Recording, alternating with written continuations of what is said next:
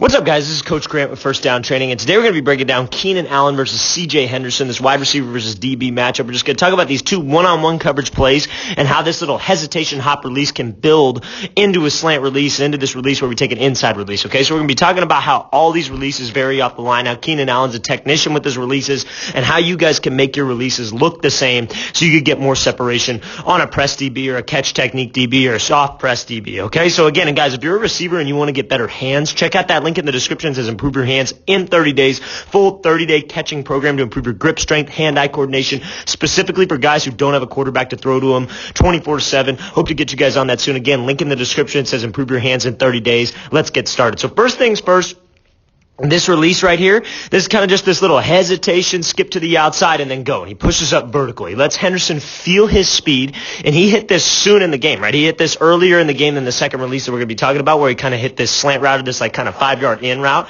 So we're going to be talking about how this kind of builds, okay? So the main thing is that we want to get this DB trying to kind of playing my speed well, right? Trying to get my speed correctly, and CJ Henderson doesn't make a bad play on this, right? So let's watch it again, full speed, then we'll break it down. So he kind of gets this little hesitation, skip, then he bursts up field. Henderson's in a good place, but we make a great play on this ball. That's called finishing the play, right? And obviously, that's something that we got to do. We're going to be talking about how you guys can win that kind of 50-50 back shoulder catch, some of the technical points behind that, because there are technical points. It's not just go up and make a catch. There's some things that we can learn about that. So you see when he comes off the line, it happens a little quick, but you see how he gives this little hesitation, skip, and then goes, right? It's just this little 0-100. So what that is we're trying to get this DB to sit on the inside, right? Now, it can vary both ways.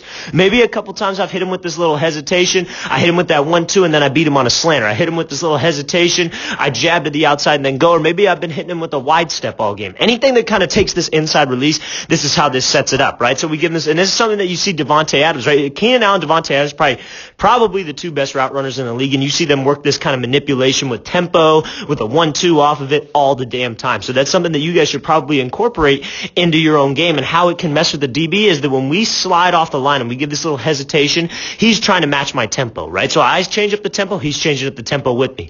And now I know where I'm going, right? I know 100% of the time whether it's a fade, an out, a corner, comeback, whatever it is. So that's how I can use this to manipulate this DB. If I push vertical right here, right, this is just a simple fade, right? He gives this little hesitation, skip, and he bursts up vertical, and he keeps his head down, and he's selling fade. But imagine if he had to break this thing off and run it out. He gets Henderson to turn those hips, and he could just stick this thing off right now and run this out route, snap this thing off and run a comeback route. That's why selling vertical is so important. So that's how this can build into other routes, right? I hit him with this little hesitation skip. I push up vertical. I get him to feel my speed. Maybe I beat him on a fade one time. Maybe I'm not even getting the ball and I beat him on a fade. Now I hit him with this hesitation skip. I push up vertical. I pop this thing off and I run an out route, right? There's so many different ways that you guys can work this and manipulate this, but it starts off the line and making it look the same. That hesitation skip, that tempo change, that gets him to stop his feet. Then I go to 100. 0-100. I burst up. I try to get him to run with me. Now Henderson's in a great position to make this play. Now, Herbert throws a dime right here, but this is a great job by Allen finishing the play as well. So anytime we're in a situation where it's a 50-50 ball, it's a jump ball,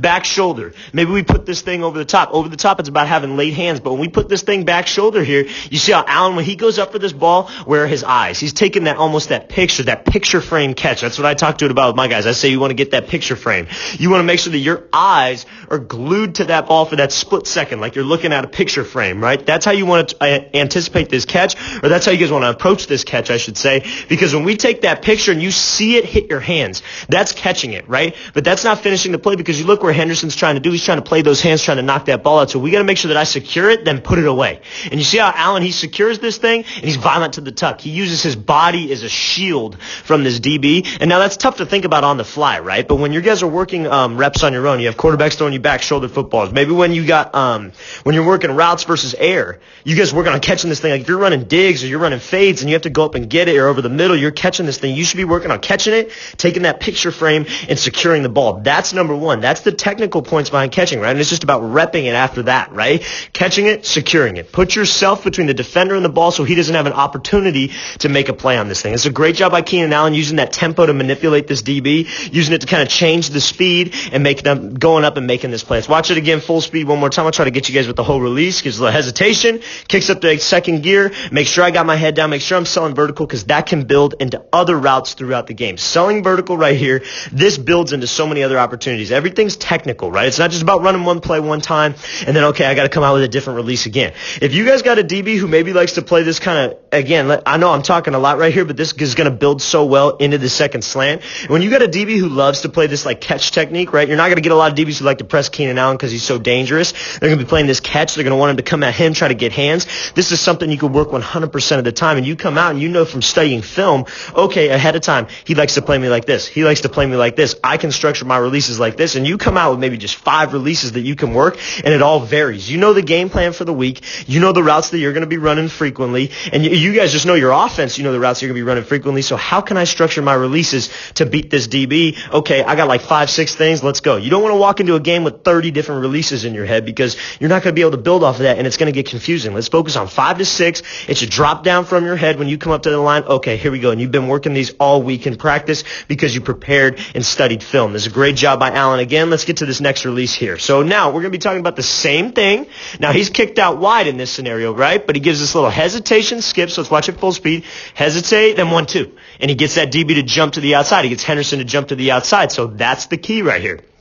When he gives this little hesitation skip, what does that look like? That looks like the fade that he just ran, right? That looks like the 100% the fade that we just beat him on. We get that hesitation skip, and then we push vertical. We get him to trail behind me. I beat him over the top, or I make this play. He feels my speed, so what do I got to do? I got to make it look the exact same off the line. I got to slide to this range where we're making this DB make a decision, right? He could either come at me or he could either try to shuffle with me. So you see how he slides, then he goes 1-2. And now when he sells this 1-2, this is a big thing that you got to focus on. You want to throw your upper half, right? DB's eyes are a little high. We don't want to be looking at those shoulders and that head because those will lie to me. You want to be focusing on those hips. But the way I tell my receivers is that you want to throw your upper half. You want to almost throw your hips and still be able to keep your toes forward and really throw your hip like you're working a crossover in basketball. When a guy crosses over in basketball, he doesn't open up that toe and open up his whole body. He keeps his toe closed, but he throws his upper half, right? That's what we want to try to get to. I come off this thing, and you see how when Allen makes this 1-2, it's like he hesitates and he pushes off of this inside leg. He pushes off of that left leg to throw his body out wide. What that does is that gives him a little bit more explosion, a little bit more push, and allows him to throw that hip really well. But what we're trying to sell is just that little hesitation and go. That's how you make your routes look the same. That's how you make your releases look the same, and you can get in this DB's head and manipulate him. It's just 2 simple routes. You got a slant and you got a fade. Those 2 should build quite frequently, right? That's something that we work a lot on. When I work with my guys, we'll work releases on slant, fade, slant, fade, slant, fade, because especially being maybe an outside guy, those are 2 common routes that you're going to have to run. So if you can create separation on those, obviously we get more catches, we get more opportunities to make plays happen, right? Now this is a great job, again, making it look the same, getting him to jump outside. But now, so what I got him to jump outside, so what I got him off his platform, anybody can do that. How do I freaking maintain my separation? I accelerate out. When you cut off of this leg, you're pushing off of this leg, and this is not something you could think about, right? I still have people who say, oh, he's not thinking about all this. Yeah, well, no shit. He's done this a million different times. This is so you guys can think about this in practice so it becomes natural, right?